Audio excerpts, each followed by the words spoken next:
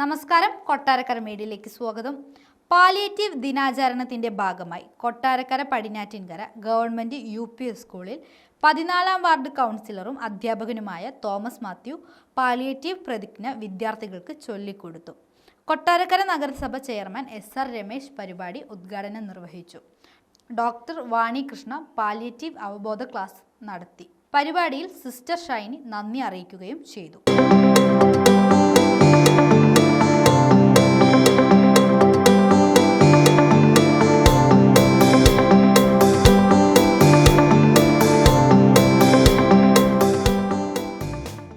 Palliative ദിന ആചരണവുമായി ബന്ധപ്പെട്ടുള്ള ഒരാഴ്ച പ്രോഗ്രാമാണ് ഇവിടെ നടക്കുന്നത്. അതിനോടനുബന്ധിച്ചുള്ള സ്പെഷ്യൽ അസംബ്ലിയും മറ്റ് ഡോക്ടർമാരുടെ പ്രത്യേക പരിപാടിയുമാണ് നമ്മുടെ സ്കൂളിൽ നിന്ന് ഇവിടെ ആചരിക്കുന്നത്. അതിൻ്റെ ഭാഗമായിട്ടുള്ള സ്വാഗതം പറയുക എന്നുള്ള കർത്തവ്യമാണ് എന്നിലുള്ളത്. അപ്പോൾ നമ്മുടെ പ്രിയപ്പെട്ട നഗരസഭാ ചെയർമാന് ആദ്യമായി സ്വാഗതം അറിയിക്കുന്നു. വാണി ഡോക്ടറെ പ്രത്യേകം സ്വാഗതം ചെയ്യുന്നു. ഇന്നിവിടെ എത്തിച്ചേർന്നിട്ടിരിക്കുന്ന സിസ്റ്റർമാര്, മറ്റ് ആരോഗ്യ പ്രവർത്തകർ, നമ്മുടെ സഹപ്രവർത്തകർ, നമ്മുടെ കുഞ്ഞുമക്കൾ എല്ലാവരെയും വാരാചരണവുമായി ബന്ധപ്പെട്ട ഈ പുതിയ പരിപാടിയിലേക്ക് എല്ലാവരെയും സ്വാഗതം ചെയ്യുന്നു. നഗരസഭാ ചെയർമാനെ ബഹുമാനപൂർവ്വം ക്ഷണിക്കുന്നു. ഏറെ പ്രിയങ്കനായ നമ്മുടെ സ്കൂളിൻ്റെ HM ഇൻചാർജ് രഞ്ജിത് സാറ്, മറ്റ് അധ്യാപകർ, ഈ സ്കൂളിലെ അധ്യാപകർ, നമ്മുടെ നഗരസഭയുടെ ഒരു വാർഡ് കൗൺസിലർ തോമസ് സാറ്, നഗരസഭയുടെ സിദ്ധ വിഭാഗം ഡോക്ടർ വാണി കൃഷ്ണ, അതുപോലെ പാലിയേറ്റീവ് നേഴ്സ് ഷൈനി, ആശാപ്രവർത്തകർ, പ്രിയമുള്ള കുട്ടികളെ, ജനുവരി മാസം 15 മുതൽ 21-ാം തീയതി ഒരാഴ്ചക്കാലം പാലിയേറ്റീവ് വാരാചരണമായി ആഘോഷിക്കുകയാണ്. പാലിയേറ്റീവ് എന്താ അറിയാമോ? പാലിയേറ്റീവ് എന്ന് പറഞ്ഞാൽ എന്താ അറിയാമോ? ഇല്ല. സ്വാന്തനം എന്ന് കേട്ടിട്ടുണ്ടോ? സ്വാന്തനം കേട്ടിട്ടുണ്ടോ? പാലിയേറ്റീവ് സാന്ത്വനമാണ്, സാന്ത്വന പരിചരണം എന്നാണ്. പാലിയേറ്റീവ് സാന്ത്വന പരിചരണം എന്നാണ്. അപ്പോൾ നമ്മുടെ സംസ്ഥാനത്ത് ഒരു പ്രത്യേക പദ്ധതിയാണിത്.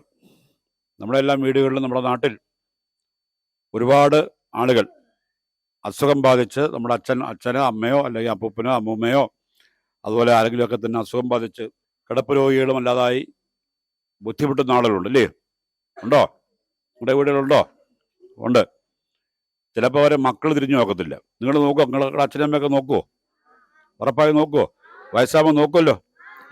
അപ്പം അച്ഛനും അമ്മയും നോക്കാത്ത ആളിലൊക്കെ ഉണ്ട്, നോക്കുന്നവരുണ്ട്, അച്ഛനമ്മയും കളഞ്ഞിട്ട് പോകുന്നവരുണ്ട്.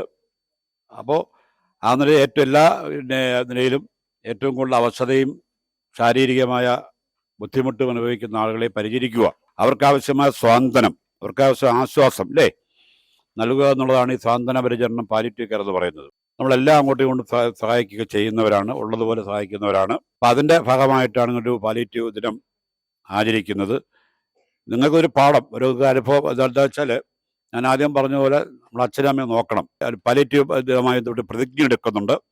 ആ പ്രതിജ്ഞ നമുക്കെടുത്ത് ഈ പരിപാടി അവസാനിപ്പിക്കാം. പാലിയേറ്റീവ് ദിനമായിട്ട് നമ്മൾ ആചരിച്ചു വരികയാണ്.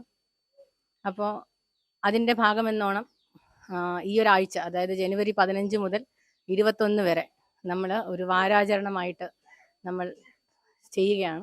പല പല ജീവകാരുണ്യ പ്രവർത്തികളെല്ലാം നമ്മൾ ചെയ്യുന്നുണ്ട്. അപ്പോൾ എന്താണ് ഈ പാലിയേറ്റീവ് ദിനം അല്ലെങ്കിൽ പാലിയേറ്റീവ് കെയർ എന്ന് പറയുന്നത് എന്താണ്? അല്ലെങ്കിൽ സാന്ത്വന പരിചരണം, സാറ് പറഞ്ഞ പോലെ സാന്ത്വനം എന്ന് പറയുന്നത് മറ്റുള്ളവർക്ക് ആശ്വാസം നൽകുന്ന ഒരു പരിചരണം എന്താണ് എന്ന് നിങ്ങൾ ഓരോരുത്തരും അറിയണം. കുഞ്ഞു കുട്ടികളായാലും നിങ്ങളും ഈ സമൂഹത്തിൻ്റെ ഒരു ഭാഗമാണ്. അപ്പോൾ നിങ്ങളും അത് അറിയണം, എന്താണ് പാലിയേറ്റീവ് അല്ലെങ്കിൽ സാന്ത്വന പരിചരണം എന്ന് പറയുന്നത്. നമ്മുടെ സമൂഹത്തിൽ ഈ രോഗങ്ങളെല്ലാം തന്നെ ഒരുപാടുണ്ട്.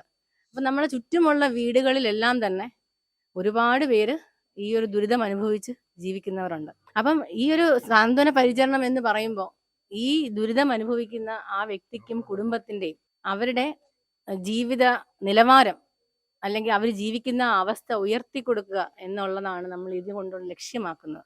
ഇപ്പം നമ്മുടെ ഇത് പറയുകയാണെങ്കിൽ ഇപ്പം നമ്മുടെ വീട്ടിൽ അച്ഛനോ അമ്മയ്ക്കോ ഒന്ന് പനി വന്നു കഴിഞ്ഞാൽ, അല്ലേ, നമ്മുടെ വീട്ടിലെ ഒരാഴ്ചയുടെ താളം തെറ്റും. അമ്മയ്ക്കൊന്ന് പനി ആയിക്കഴിഞ്ഞാൽ ഒരു ബുദ്ധിമുട്ടാണ്. അപ്പോൾ ഇതും നിങ്ങളൊന്ന് ആലോചിച്ച് നോക്കുക. മാറാത്ത രോഗങ്ങൾ, ആ കുടുംബത്തിലുണ്ടാവുന്ന മാറ്റങ്ങൾ, ആ വ്യക്തിയിലുണ്ടാവുന്ന ആ ഒരു രോഗം വന്ന ഒരാളുടെ ശാരീരികമായ വേദനയ്ക്കുപരി അവർ മനസ്സുകൊണ്ട് വേദനിക്കുന്ന ഒരു വശമുണ്ട്.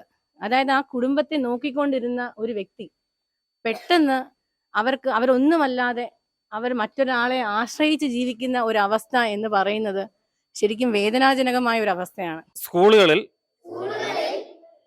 വിദ്യാർത്ഥികൾ ജനുവരി 15 പാലിയേറ്റീവ് കെയർ ദിനത്തിൽ ചെയ്യേണ്ട പ്രതിജ്ഞ ജീവിതത്തെ പ്രയാസപ്പെടുത്തും വിധം ദീർഘകാല രോഗപീഠകൾ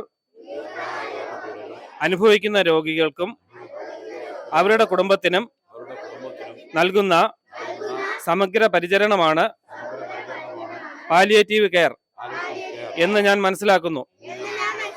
ശാരീരികവും മാനസികവും സാമൂഹികവുമായ നിരവധി പ്രതിസന്ധിയിലൂടെ കടന്നുപോകുന്ന വ്യക്തിയെയും കുടുംബത്തെയും കേൾക്കുകയും പരിചരിക്കുകയും ചെയ്യുക എന്നുള്ളത് ഉത്തരവാദിത്തമാണെന്ന ബോധം ഞാൻ ഉൾക്കൊള്ളുന്നു.